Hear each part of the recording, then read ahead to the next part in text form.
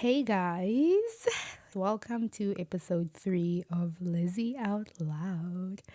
I don't know, for some reason I had like confetti going off in my head because it's been a little while since the first two episodes and I've really missed you guys, honestly. If this is your first time here, a very big welcome. I hope you love it and I hope you learned something new today.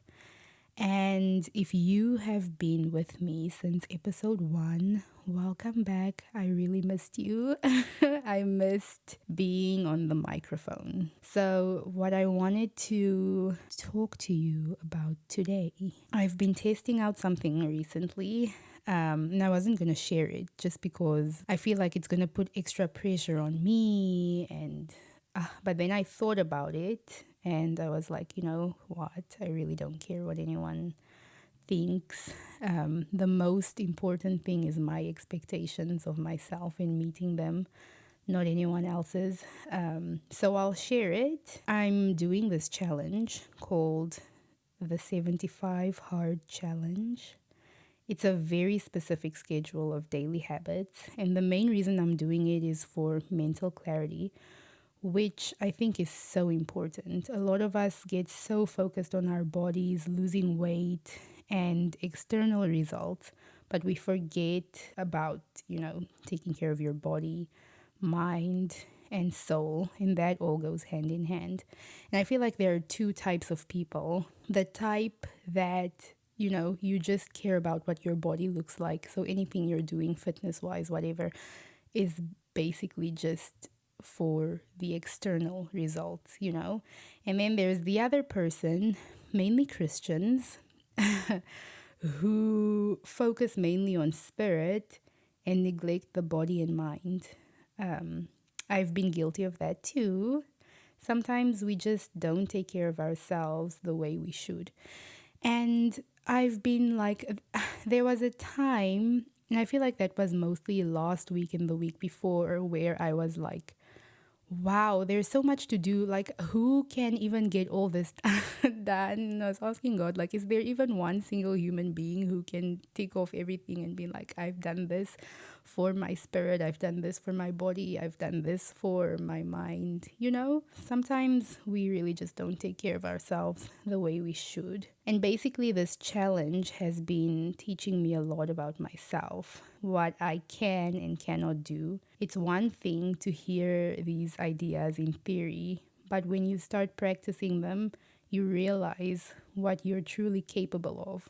For example, I used to say I could never read a whole book, but now I finished a whole book. And while I don't love reading all the time, I've discovered that I can actually sit down and enjoy it and follow through. It's that consistency and discipline that shows you what you're capable of. The other day, I was listening to a podcast that really hit me. The host was talking about becoming to yourself what others are for you, being your own mother, your own friend, not in a way that cuts people off from your life, but in a way that ensures your emotional side is cared for. And I'll just get into that a little more, just so you don't think I'm being weird or whatever by what I said just now. Remember in episode 1 when I said my emotional side is kind of like a child to me. Many of us, when we experience something painful, suppress that child within us. Our guardian, remember the guardian, pushes down our emotions instead of allowing us to feel and heal. And that's why being there for yourself is so important. I mean, don't get me wrong, God is always there, of course. But if you can't acknowledge yourself, it can be very hard to fully acknowledge Him. And this is like so important. Every time I thought back to, situations that made my guardian who she is today, like, why, but God wasn't here in this situation or God wasn't there. It's because I didn't acknowledge myself. So if you can't acknowledge your different parts and what's coming up, how can you acknowledge God? So yeah, this applies to therapy, inner healing, and seeking support. It doesn't mean you don't have faith. Some people see going to therapy as like a weakness, but it's not. It's growth, especially if you were raised in a culture where emotions aren't openly discussed. It's not easy to unlearn that, and that's okay. Also, sometimes people in your life can really drain you. If they're constantly in crisis without taking action, you can love them, but at some point you need to protect your own energy. And this is what I was saying about cutting people off in the beginning, or not the beginning, but you know what I mean. When you become certain things to yourself, it's very hard when we were raised or when we are raised. Basically, the point of healing and all that is so that you can, if you want to be a parent, you want to be in. And it's the same people, you know, if you didn't have a good childhood or your parents were not always there or you had everything you needed, but just you know, you didn't feel your parents there with you all the time, and or any other reason, and you say, I'm not going to be like this, I'm not going to be that type of parent. Yes, you are. You can say it until the cows come home, but if you don't do the work, you are going to be that exact same parent. Even as much as you try, you are going to. And I'm not speaking doom over you, I'm just telling you how it is. You are going to be the exact same parent because you haven't learned or unlearned, actually, those types of behaviors. And like I said, it's very hard to unlearn something. And that's the courage it takes. People see healing as a weakness, but it's actually very, very courageous because it takes work. Nobody wants to go through pain and trouble and all that. If you are ready for change, if you are ready to actually take up your words and say, I'm not going to be like this, or I'm not going to treat my children like that, and I'm never going to say this to them, I'm never going to, you know, then it's time for you to dig deep. And I'm not saying that your parents were terrible or whatever. No, they did the best they could. Maybe they didn't, but I always see this quote where people are like, it ran in this family until it ran into me, something like that. Let that actually be it, you know? Let it run into you and that's final. I always say, the most unreliable person to me are those that cannot keep their word. If you cannot even keep your word to yourself, how are you gonna? I don't know. I have a point on that, so let me just not drift off and get to my point. And what was I actually even saying?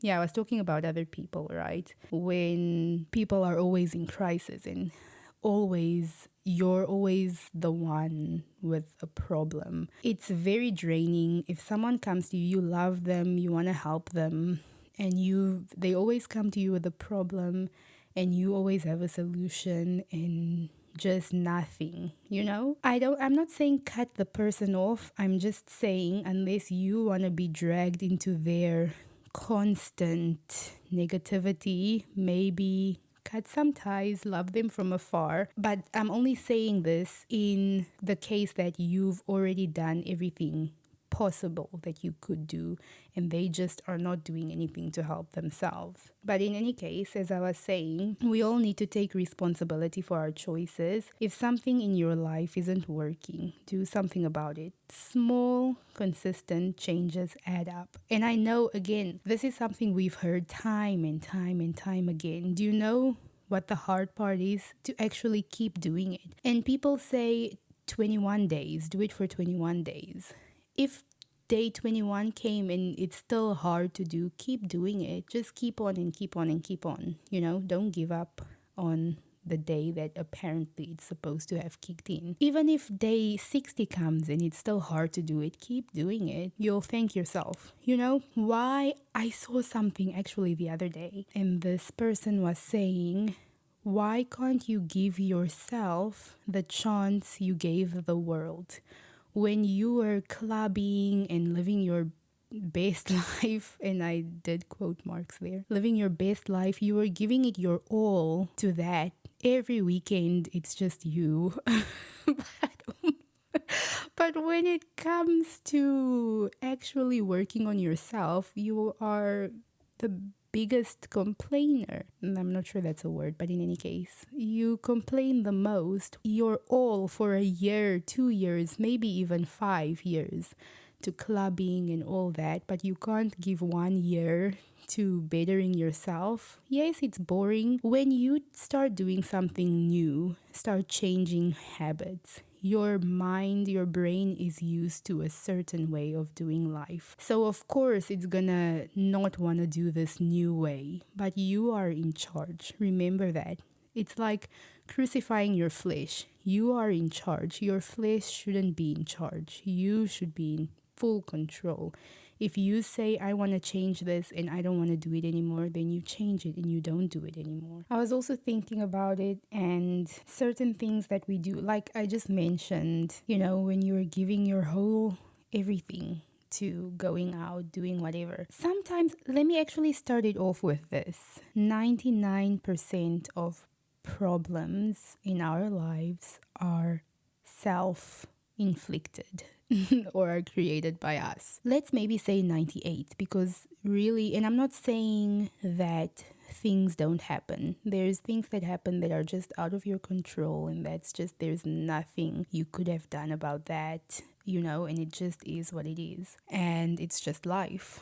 But there are other things that are 99% of the time we created those problems. I'll give an example with drinking. And I'm only giving that example because I mentioned giving your everything to that, or whatever, clubbing, whatever you're doing. You are doing that every weekend. And I'm saying this also specifically because I remember speaking to people and they said the same thing. And it's always like, had I just not done this or had I not done that?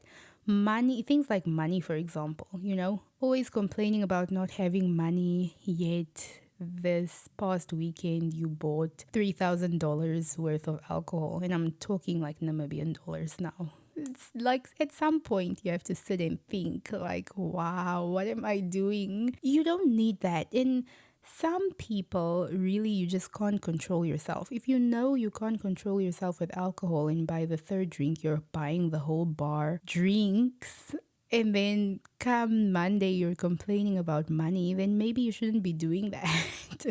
But in any case, just sitting down and evaluating whether it actually helped change anything. And this applies in so many areas of life: financial decisions, habits, routines. Awareness is the first step to change. Consistency matters. Doing what you say you're going to do, even to yourself, like I said, builds trust in yourself. Breaking cycles starts with habits. So you can't just say it ran in the family until it ran into me, and you're still busy with the same old, same old. Like at some point you need to be like, okay, now it's done. Breaking cycles starts with habits, with showing up for yourself every day. And this comes back to what I said, being there for yourself, being who you need, who you needed as a child. Who did you need? What do you need? And things like this you have to sit and think, okay, why was I angry just now? Why did I respond in this way? Why am I feeling upset? Why am I all of a sudden feeling sad? Why? And not just, okay, get out of it, we're going to put on a song, change our mood, and then it's done. No, you have to sit and reflect and actually think, is there something deeper to this feeling? Because if not, it's just going to come back later. It's like you're putting a band-aid. Remember episode 1? Putting a band-aid, and then, it's going to get infected and it's just going to keep coming back. You need to sit and think, okay, what is actually causing this? I remember the other day I was doing a workout, and I always said about my boyfriend, and this is really my true feelings, I'm not angry with him, I always said that, but then the other day I was doing a workout and the guy was like, so we were doing punches, and the guy was like, do your hardest, best punches, picture whoever you want to really punch, picture them there. And my boyfriend was the one who ended up being there, and I was like, what? And I had to think about that and like reflect, Why is that? What I found is that I was actually part of me, the child, the emotional side of me, is angry because he left me here alone. It's not his fault, whatever, but children are a little irrational sometimes. My emotional side was a little irrational, and the hurt part of me is like, you left me here all by myself. So, yeah, sometimes you really need to sit and reflect and think, what is it that's bringing up this emotion? After that, I was able to sit and be like, oh wow, okay, so this still is like really, really, obviously it's still painful, but I thought it was getting better, but it still really hurts, and I need to work on that.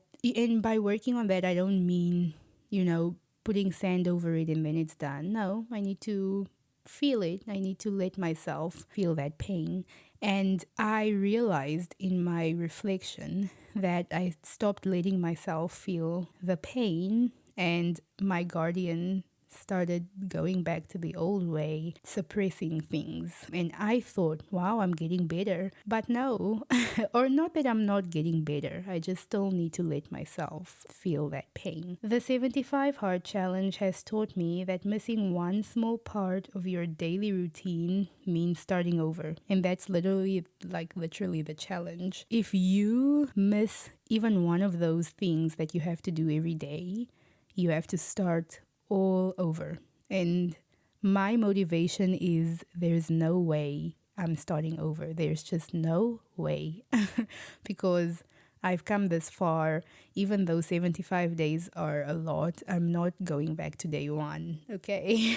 So that's my motivation on some days. And honestly, like I said, I don't want to start over. That kind of accountability keeps me going. It makes me more aware of my choices too. So if you feel stuck in a repetitive cycle in your life, the same old, and you're just like done with life, and I don't mean done like as in you're feeling suicidal or anything like that. If you are, it's not the end of the world, okay? As someone who has gone through that, I'm really telling you, nothing in life is ever that serious that it warrants that. It always gets better. It's not going to be like that forever. You can seek help. You can talk about it. You can talk to me.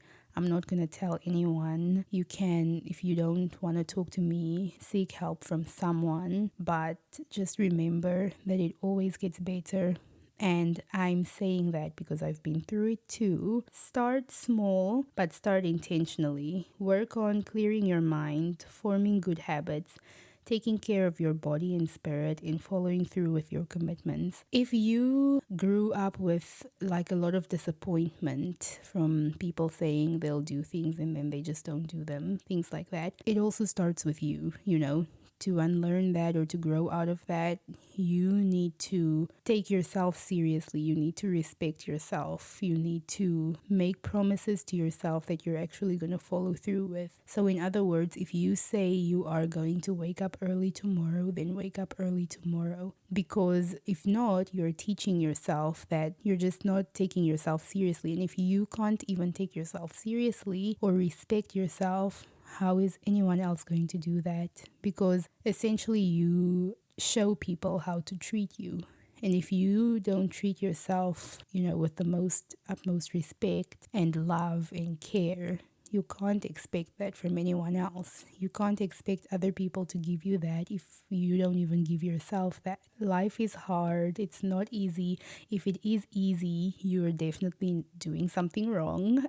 If life is easy for you all the time, you're doing something wrong. But yeah, life is hard, and in no way am I a professional at this. I'm just sharing my experiences, what works for me, what doesn't work for me. And if anyone needs that advice, or if it helps anyone, even one person, that makes me happy to change your life, if you change your life. So yeah, remember, discipline starts with small habits. If you say you're going to clean your room. And I'll give you an example, even with small things like that. There was a time that I was really feeling terrible. I was just not feeling well at all. like not even physically, like emotionally. And I think I was in high school even still, and I laid on my bed and I was like, Lord, why do I not feel well? And I really heard God tell me, well, start with cleaning your room. And I cleaned my room. And after that, I felt great. I felt fine. I was uplifted. I say this all the time, that your surroundings really make or break who you are as a person. It really is. Cleanliness is next to godliness. If your room is a pigsty, then of course you're going to feel like a pig. Because it's not meant to be like that. And yeah, I always say to any of my friends, if you come into my room and it's a big mess, then you know where I am. Because when things are messy, that's a reflection of what's going on inside. And when your room or your house or whatever is just a big mess, then you need to start evaluating, because that means the inside is a big mess as well. And you need to work on that. And discipline, it's not going to just be this year. Even healing, it's not going to be just this year. Take a year to work on it and build habits, but it's not just, it's a lifelong thing, and you're only gonna get better. You're only gonna become the best version of yourself. There is literally no downside to this, but the fact that it's freaking hard work and it's gonna be very painful, but you're doing it to be your best self, for yourself, for your future children, if you want to be a parent. Remember, your body and mind are powerful. If your body can fight off a fever or heal naturally, imagine what your mind can accomplish when you're disciplined and consistent. Start with habits, stay consistent, keep growing. Okay, so that wraps up episode 3 of Lizzy Out Loud. I know this isn't the usual soft, cozy vibe, but sometimes this is exactly what we need. And like I said, I'm here to share my experience and help you grow. If you stayed until here, thank you. I love hanging out with you. Stay soft, keep growing, and I'll see you in the next episode.